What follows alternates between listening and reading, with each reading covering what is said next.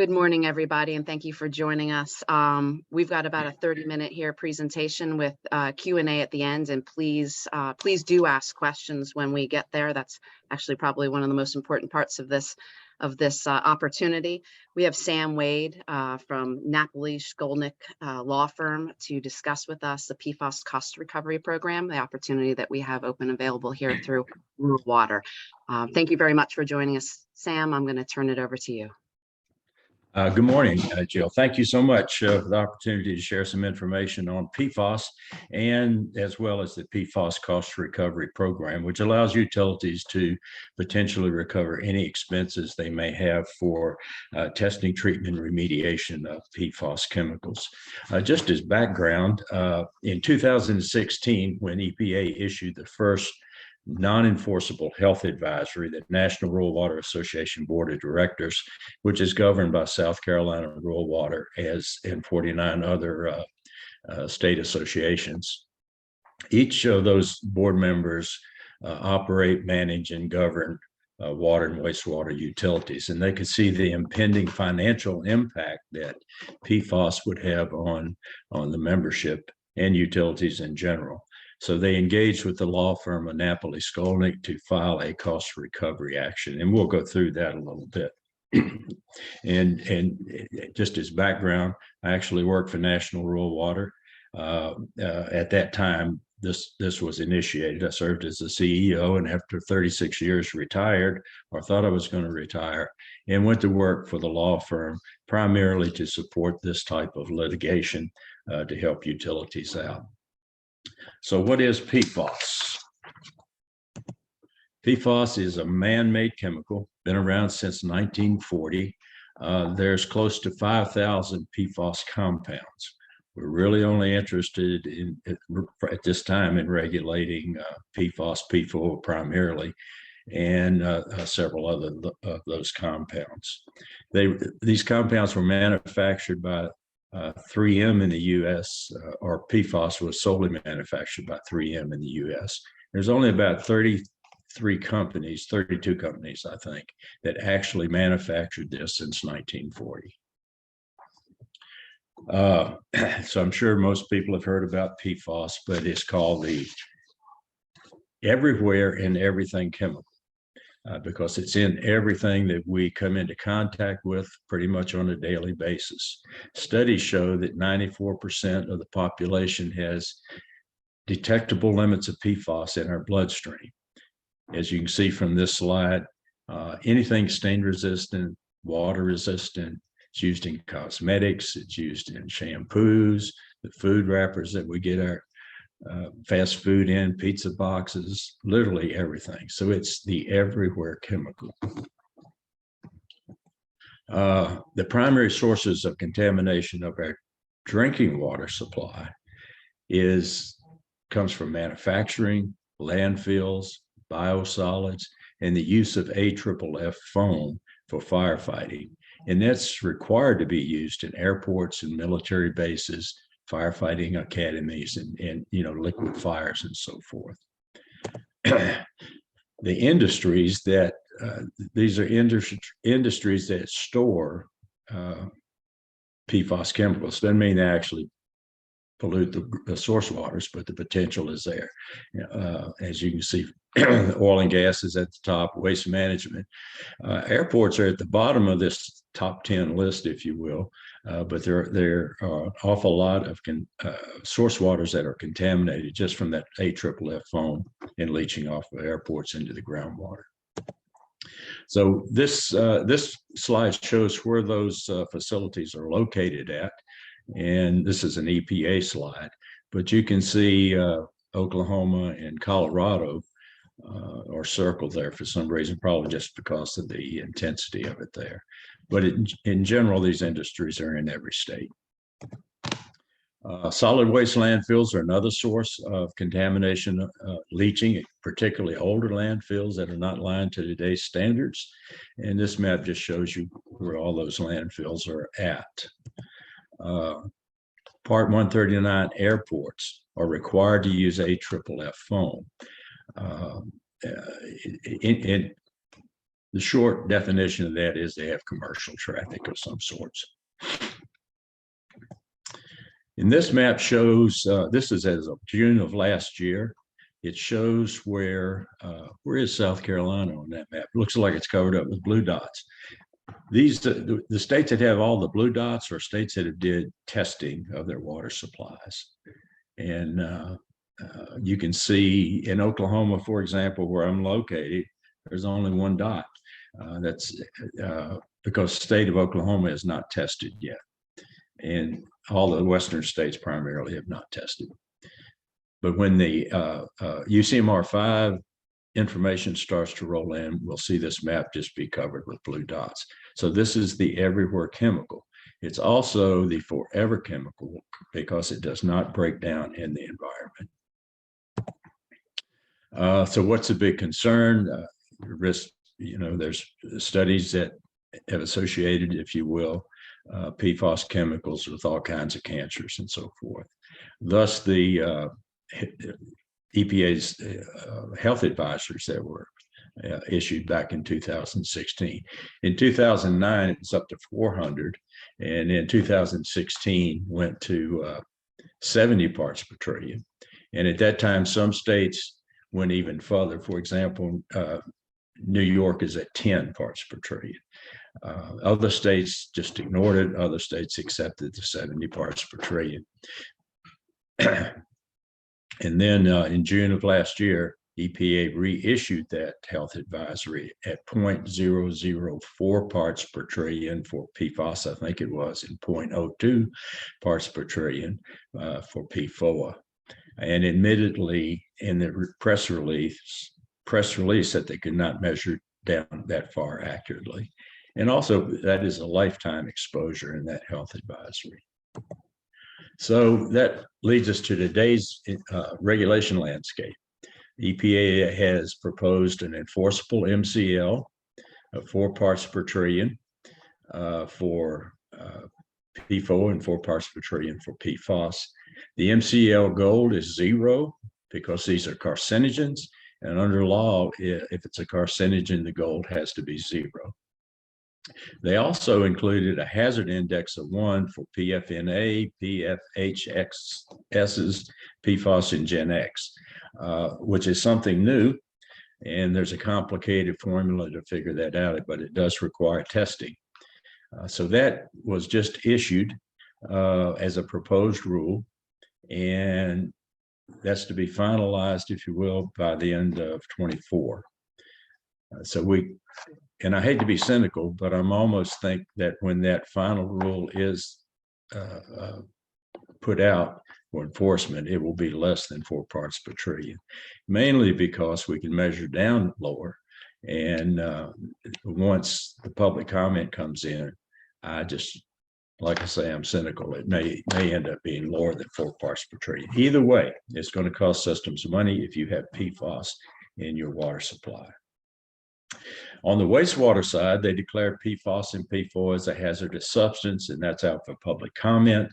That will impact NPDES permit discharge standards, as well as the disposal of biosolids. And some states are already testing wastewater, or starting to test wastewater.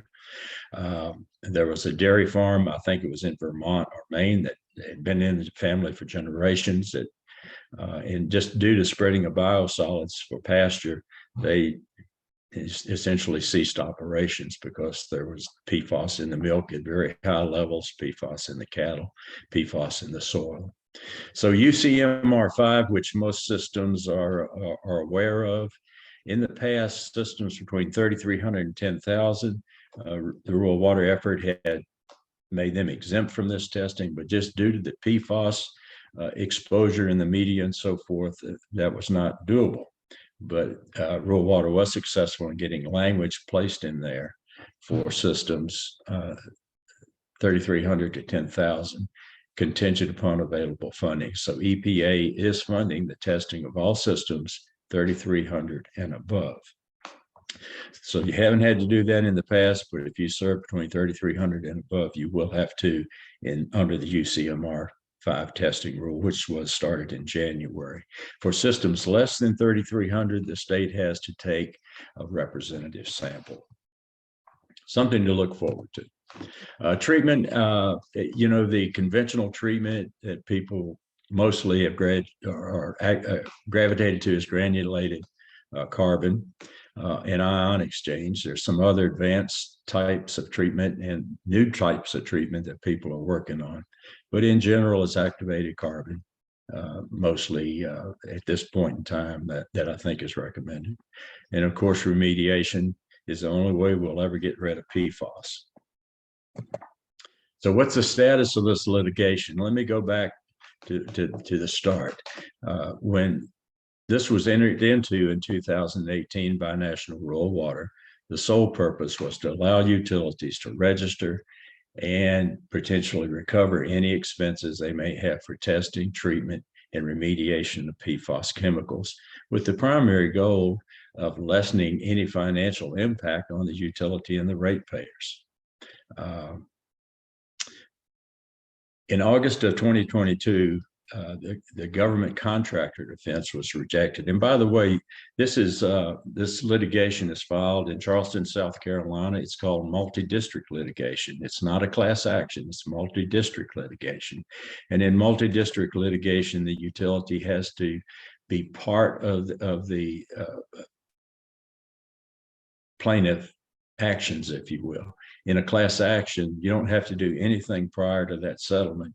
And after a settlement's reached, you can just click a box. I'm in this class and I should get whatever benefit from the settlement. In this type of litigation, you have to be registered into the rolls before settlement is reached or a court order is issued. So in August of 22, the defendants tried to use the government contractor defense, and the court rejected that. And that was a major blow to the defendants.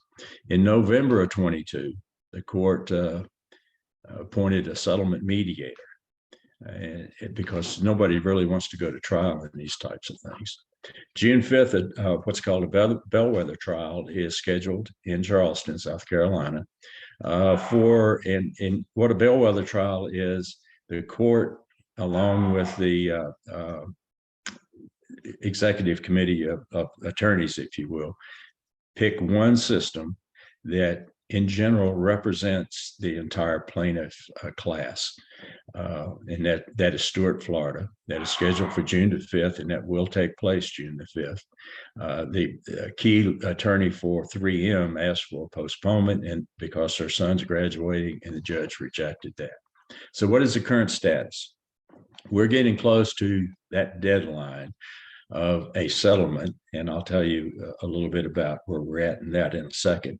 But prior to the June 5th court date, the judge will set a date and say, no more plaintiffs will be allowed in this particular lawsuit. So it's really, really time sensitive.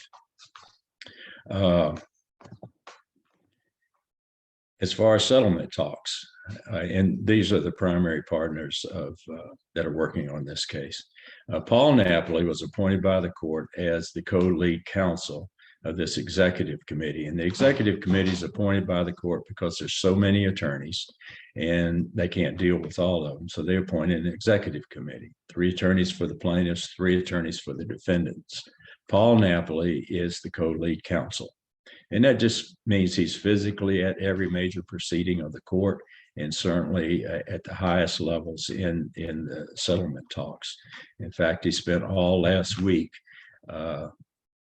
with the judge that was appointed by the court as a settlement mediator. And while those talks are highly, highly confidential and nobody knows but him, but we do know that those talks are at the highest level, and we expect a settlement to come out of this fairly quickly and avoid a court trial. So Napoli law firm, it was selected by National Rural Water because it has just tons of experience in representing local governments. They have the staff, the financial backing, the resources, if you will, and dating back to 1980s and the MTBE class action suit, which Paul Napoli was part of. So just their track record and success record in obtaining large national settlements, if you will. The latest being the opioid cases. Paul Napoli also represented first responders, the 9/11.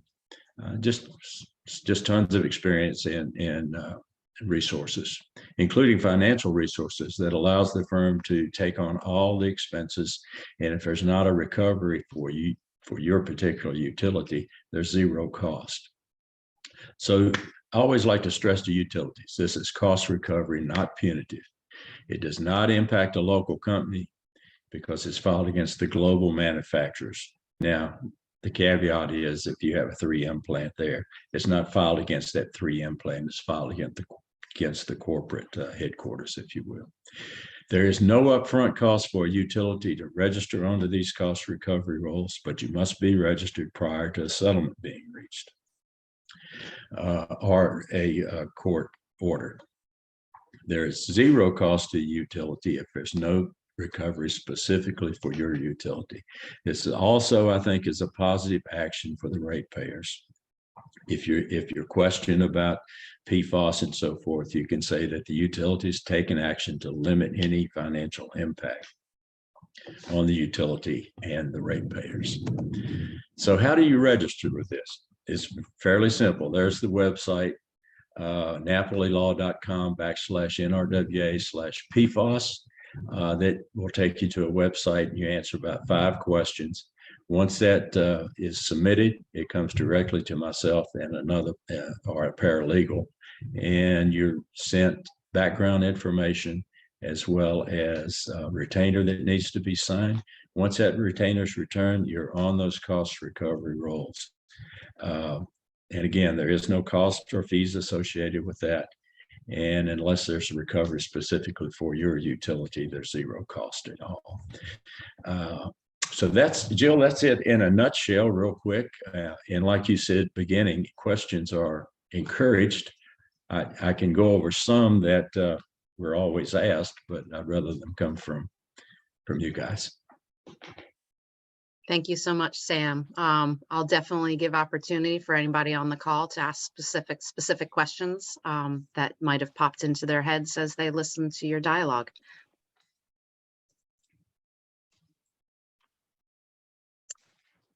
And shall we, if we do hear none, I definitely know there's frequently asked questions, as I've received several myself that I have forwarded straight to you to fulfill. So would you like to run through some of those? Oh, absolutely. Well, again, a lot of people, because the water and wastewater industry folks are not litigious kind of organizations. So it's hard to believe it's not going to cost anything. It's, okay, what's it going to cost our utility? Well, the answer is it's nothing. It costs you nothing to register onto this. And if there's no recovery, there's zero cost at all. The retainer includes a 25% contingency fee. If there's a recovery, that's how the law firm gets paid. And that's common in all of these types of things. And a caveat to that even is if the court, which they typically do in these large cases, sets aside legal fees, then that would be the 25% would essentially be null and void. The goal of this by the firm is to get utilities 100% of their expenses back. Certainly can't guarantee that because there's all kinds of things that could pop up, but that's the goal of this. And also for informational purposes, the goal of this is to establish a fund, much like opioids or tobacco, where for those utilities that are registered, they would have access to those funds over years to come. There's still money in the MTBE fund. There's still money in the asbestos fund. So these funds are there for years and years and years to come. I do know that Paul Napoli in the settlement talks is talking about O&M costs being eligible through this fund. So it doesn't cost anything. And I tell people, it sounds corny, I realize that, but it's really an insurance policy without a premium. If you haven't tested, you don't have any detects, no harm, no foul. Doesn't cost anything, but you are there in case something develops further on down the line. I also think this gives you options if you do have detects. You don't have to access those funds, but it's an option for you. And secondly, another question that's asked, Jill, is, okay, we can have detects, but it's below what EPA is proposing, or it's below our state level, if you will. It does not matter. You're eligible to participate in this, because in the end, it's sort of like a property damage suit. And if you have detects at any level, it documents damage to your product, your water quality, if you will, and puts you into this litigation. Help me out, Jill. I know there's more. Yes, I will. Sorry. Thank you, Sam. One of the questions that's posed, also, we've been talking about water. There's impacts to wastewater as well, obviously, with the PFAS disposal and treatment process. Is this lawsuit limited to drinking water systems, or is it expanded into wastewater as well? It does include wastewater. And if the water bellwether trial, if you will, for June 5th. Following that will be several other bellwether trials. One will be for wastewater, one will be for airports, one will be for landfills, one will be for fire departments and so forth. So this multi-district litigation, that's why all this was combined into what's called multi-district litigation, because there's so many different entities, if you will, that have financial impact from PFAS contamination. Yes, while currently there is no regulation on PFAS for the purpose of this litigation, if you've tested and you have PFAS in your wastewater stream, you really need to get in this. But all systems are going to have to test their wastewater, I'm sure, once the final rule is proposed on the PFAS and PFOA as a hazardous substance. Sam, Teresa had a question in the chat. She said, what time frame are we looking at? You say to register prior to the settlement date. Good question. Yes. We don't know when that settlement's going to be finalized. We know it's very, very, very close. But certainly the June 5th, if I had to draw a hard line, it would be prior to June 5th, but the court may establish and just say, as of May 30th, no more plaintiffs into this litigation. And that would be an arbitrary date selected by the court. If a settlement is reached, we anticipate, let me just say that there will be a window for utilities to register. But we don't know that for sure, because we don't know any details of it. So my advice to utilities is the sooner the better, and better safe than sorry. And that's about as good as I can do, just because we don't know we don't have any firm information on that. But we do know that a settlement is at the very highest levels. And I think there's only a few sticky points yet to go. And as I mentioned, Paul Napoli spent all week last week in communication with the settlement mediator appointed by the court. Sam, there was another question that came from Crystal Bates. If you run both water and wastewater treatment plants, do you register once? How would they be separated? If it's the same governing body, you could just register that governing body, and also include water and wastewater if you like.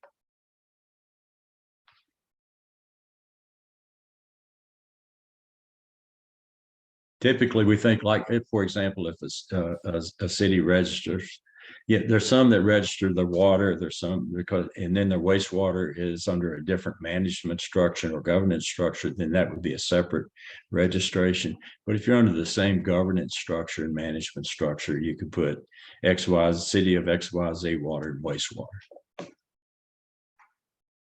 Or utilities, and cover everything.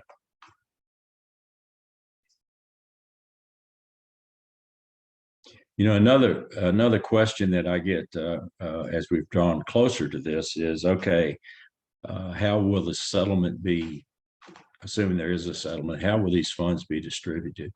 Well, once a settlement's reached, the court appoints, and we're talking multi-billion dollars here, the court will appoint an administrator. The court can do it itself, but that's doubtful.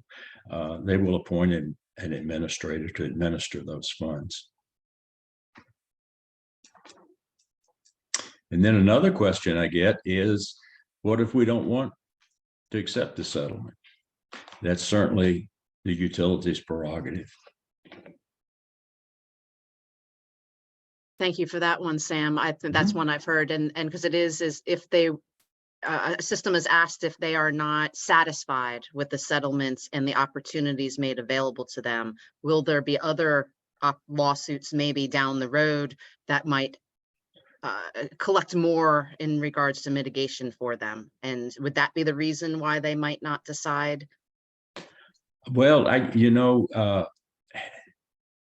as you know, Jill, I'm not an attorney, but I've traveled around the country for 3 years with a whole bunch of attorneys and been on Zooms and everything when those questions are asked. I'm told that you want to be in it for all practical purposes in the first tranche of settlements. And they often refer to the opioid settlements. Those communities and governmental entities that were in initially, there was more money available. So that typically the first settlement has more money in it.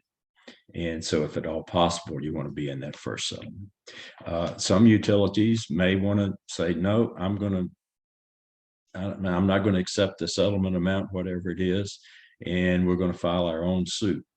That's awful expensive. And will take another 4 or 5 years before they see anything. So I don't think that's going to happen an awful lot. In fact, I would suspect very, very few systems would go that route. All right. Well, if that's all of your frequently asked questions that pop into your head, I really appreciate you taking the time. Do we have anything from anybody else that's on the call? Well, one more thing, Jill, just popped Yes. into my head. In most utilities, approval of the retainer goes through their attorney or goes through and their board of directors or governing body, if you will. And we're available to make this type of presentation to your governing body or connect your attorney up with one of the managing partners of the firm. And certainly I'll try to answer any questions anyone may have. Just have them email me at swade@napolilaw.com or call me on my cell, 580-917-1425.